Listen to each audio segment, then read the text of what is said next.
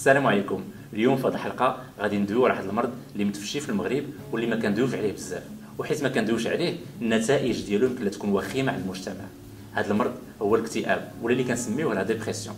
ولكن واش كنا كنعرفوا شنو هو الاكتئاب، شنو هي الاعراض ديالو وكيفاش يمكننا نعالجوه؟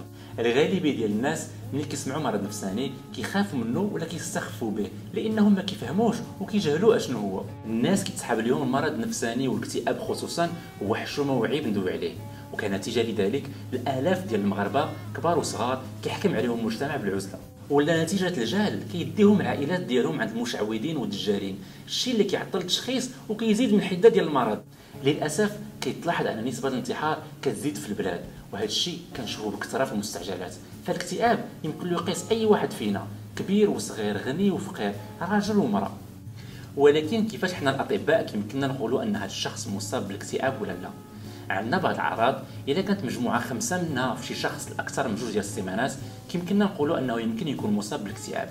اجيو نشوفوا شنو هي. اذا كان الحزن ما كيفارقش داك الشخص والمورال ديالو ديما طايح، واذا فقد اللذه في الحوايج اللي كان كيديرها كل نهار وما بقاش كيديرها، الفقدان ديال النوم ولا النوم المفرط، الفقدان ديال الشهيه ولا الشهيه اللي كتكون زايده على حدها، ولا حتى الوزن الفقدان ديالو ولا العكس.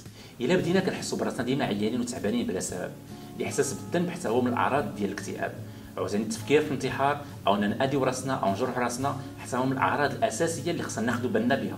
العلم والطب تطوروا وكيوفروا لنا انواع كثيره ديال طرق العلاج، فلا ديبرسيون ولا الاكتئاب هو بحال اي مرض يمكننا نتشافوا منه ونعيشوا بطريقه طبيعيه.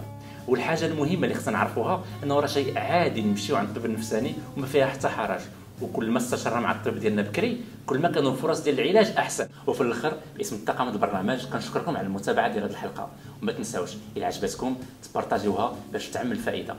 كان معكم الدكتور سي محمد زهري جابري، نتلاقاو في الحلقه الجايه.